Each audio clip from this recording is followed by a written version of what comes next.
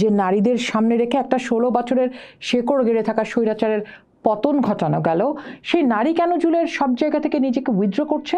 40 বছরের একটা দল যার প্রধান আবার নারী, তাকে এখনো ধাপে ধাপে অংশগ্রহণের কথা ভাবতে হচ্ছে।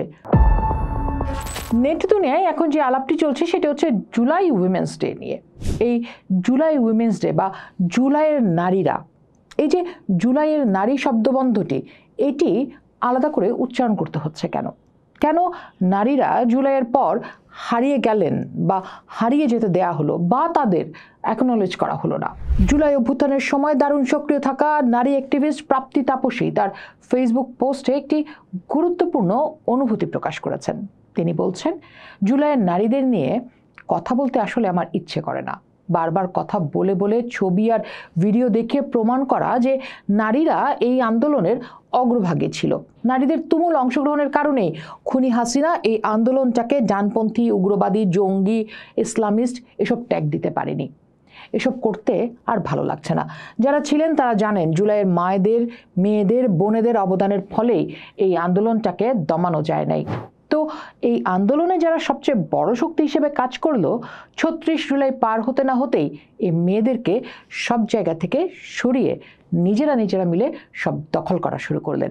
সেগুলো নিয়ে উচ্চবাচ্য শুরু হয়, সবাই মিলে হাস্যকরভাবে আবার খুঁজতে থাকলেন জুলাইয়ের নারীরা কোথায়। তারপর ধরে ধরে কিছু মেয়েদের নিয়ে কয়েকটা জায়গায় বসালেন, যেন দয়া করলেন, যেন তারা শোপিস, যেন তারা নারীদের টোকেন, এছাড়া যেন তাদের জীবনে কোনো সংগ্রাম আর কোনো অর্জনই নেই। তো প্রাপ্তি তাপসী যে জায়গাটিতে প্রশ্ন তুলেছেন, আমাদেরও একই প্রশ্ন। এই যে নারীরা জ্বলে উঠেছিল বলে একটা স্বৈরাচারী সরকারের ট্যাগিংয়ের হাত থেকে রক্ষা করা গেল, যে নারীদের সামনে রেখে একটা 16 বছরের শেকড় গেড়ে থাকা স্বৈরাচারের পতন ঘটানো গেল, সেই নারী কেন জুলাইয়ের সব জায়গা থেকে নিজেকে উইথড্র করছে? কেন তাদের সাথে এক ধরনের প্রবঞ্চনা হয়েছে বলে মনে করছেন অনেকে? একটু ভেবে দেখেছেন কি কেউ? তাহলে কি নয়া বন্দোবস্তের কথা বলে সবকিছু আবার পুরুষতান্ত্রিক পুরনো বন্দোবস্তে ফেরত এসেছে? নারী অধিকার কর্মী মার্জিয়া প্রভা যেমনটা বলছেন, নারীর সাথে ধারাবাহিক প্রবঞ্চনার কোনো সুরাহা না করে এই জুলাই উইমেন্স ডে আসলে কতটা মিথ্যা তা বলে বোঝানো যাবে না। নারীর ভিজিবিলিটি দেখানোর জন্য আওয়ামী সরকার রোজ বছর নারী দিবস, রোকেয়া দিবস উদযাপন করে গিয়েছে। তাতে এই রাষ্ট্র নারীকে আসলে কি দিয়েছে? নাকি নারীকে ব্যবহার করে ফেসিবাদী শাসনামলী কায়েম করেছে? ঠিক এই বিষয়গুলো মাথায় রেখে তিনি আঙুল তুলছেন এই সরকারের দিকে। কারণ তিনি বলছেন, নারীর সংগ্রাম ও রক্তের উপর দাঁড়িয়ে এই গণ অভ্যুত্থানকারী সরকার নারীকে আসলে কি দিচ্ছে? সে তো তার নারী সংস্কার কমিশনের সদস্যদের উপর জনসম্মুখে বেশ্যাকরণের বিরুদ্ধে একটা প্রতিবাদ পর্যন্ত করতে পারেনি, স্টেটমেন্ট দিতে পারেনি, বরং উল্টো নতজানু হয়ে বলেছে কমিশনের রিপোর্ট এখন বাস্তবায়ন হবে না। একদিনের জুলাই নারী দিবস দিয়ে বাংলাদেশের নারী কি করবে? যে নারী অধিকার কর্মীরা আজকে সরকারে বসেছে, তারা লঙ্কায় গিয়ে রাবণ হয়নি? তার মানে এই অধিকার কর্মীরা মনে করছেন নয়া বন্দোবস্তের কথা বলে জুলাই স্টেক হোল্ডাররা সামনে আগায়নি। আগালে যৌন হয়রানিকারীকে শাহবাগ থানায় কি করে ফুল দিয়ে সংবর্ধনা দেওয়া হয়, ভুক্তভোগী নারীকে চাপ দেওয়া হয় মামলা তুলে নেওয়ার জন্য, কিংবা স্বরাষ্ট্র উপদেষ্টার কাছে মোহাম্মদপুরে মেয়েদের সিগারেট খাওয়াকে কেন্দ্র করে মব হওয়া নারীর চেয়ে গুরুত্বপূর্ণ হয়ে ওঠে জনপরিসরে সিগারেট খাওয়া। নাদিরা ইয়াসমিন যখন নারীদের সম্পত্তির সমানাধিকারের বইটি প্রকাশ করেছে, তার বিরুদ্ধে মৌলবাদীদের মব সামলানোর বদলে সরকার তাকে সাতক্ষীরায় বদলি করে দিয়েছে। লামিয়ার আত্মহত্যা, গত 12 মাসে প্রায় 800 ধর্ষণের ঘটনা, হেফাজতের আয়োজনে প্রকাশ্যে নারীকে বেশ্যাকরণ, মৈত্রী যাত্রায় সম্পৃক্ত হওয়া নারীদের প্রকাশ্যে যৌন হয়রানি, এরকম নানা প্রশ্ন তৈরি হয়েছে এই সরকারকে ঘিরে 1 বছরে। নারী অধিকার কর্মীরা বলছেন এর পেছনেও রাজনীতি আছে, কারণ নারীকে ভাগ দিতে গেলে নিজের অংশে যে কম পড়ে।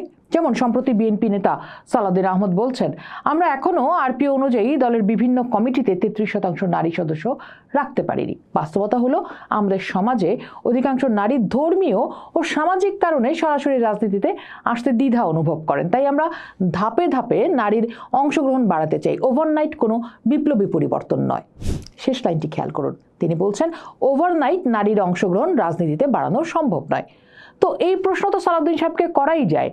40 বছরের একটা দল যার প্রধান আবার নারী, তাকে এখনো ধাপে ধাপে অংশগ্রহণের কথা ভাবতে হচ্ছে।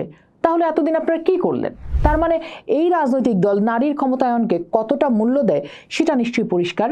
এবং তার এই বক্তব্যের উপর ভর করে যদি আমরা পেছনের দিকে তাকাই, দেখব বাংলাদেশের সংসদে নীতি নির্ধারণী নারীরা অংশ নিতে পারেন দুইভাবে, সাধারণ আসনে নির্বাচিত হয়ে বা 50টি সংরক্ষিত আসনের মাধ্যমে। তবে সাধারণ আসনে নির্বাচিত নারীর সংখ্যা খুবই কম। 2001 সালে ছিল 7 জন, 2008-এ 20 জন, 2018-তে হয়েছেন 22 জন, অর্থাৎ 7.33% নির্বাচিত হয়েছেন। আর এই দুই ব্যবস্থা মিলেও সংসদে নারীর অংশগ্রহণ কখনোই 22% দাঁড়ায়নি, যদিও দেশের জনসংখ্যার 51% নারী। সংরক্ষিত ব্যবস্থার সীমাবদ্ধতায় কার্যকর অংশগ্রহণ হয়নি, মনোনয়ন বাড়েনি, অথচ এত বছরেও এই ব্যবস্থার কোনো সংস্কার হয়নি। আর যখন সংস্কারের কথা বলা হচ্ছে তখন আবার এই বিষয়ে কথা বলতে নারাজ সব পক্ষ। তাহলে আমাদের যে এই গায়ে পড়ে ভাগ চাওয়ার চর্চা বা জোর, সেটাকে আমরা জারি রাখবো নাকি রাখবো না? উত্তর হচ্ছে রাখতেই হবে। এই চাওয়ার উপর দাঁড়িয়ে আছে একটি সুনির্দিষ্ট লক্ষ্য, এই যে এখন ভোটের রাজনীতিতে নারীর আসন নিয়ে ইঁদুর বিড়াল খেলা হচ্ছে। সে কারণেই শক্তভাবে এই দাবি নিয়ে হাজির থাকতে হবে, কারণ রাজনীতির খোল নলচে বদলে ফেলার জন্য জুলাই হয়েছিল। তাহলে দেশের অর্ধেক জনসংখ্যা কেন এই রাজনীতি থেকে পিছিয়ে থাকবে বা পুরুষ যেটুকু দিবে তা নিয়ে খুশি থাকবে? নারীর রাজনৈতিক ক্ষমতায়ন বিষয়ক বিশ্লেষক লিপিকা বিশ্বাসের মতে, রাজনীতিতে নারীর সমান সুযোগ কেবল ন্যায় বিচারের প্রশ্ন নয়, এটি দেশের অর্থনীতি, স্বাস্থ্য, শিক্ষা, সুরক্ষা ও গণতন্ত্র উন্নয়নের প্রমাণিত উপায়। ইউএনডিপির হিসাব বলছে, যেসব দেশে সংসদে অন্তত 30% নারী রয়েছেন সেখানে মা ও শিশুর মৃত্যুহার 15% কমেছে। সুইডেনের নারী সংসদ সদস্য 45% হওয়ার পর নারী বান্ধব নীতি দ্বিগুণ করা গেছে এবং কর্মক্ষেত্র ও পরিবারের লিঙ্গ বৈষম্য কমেছে।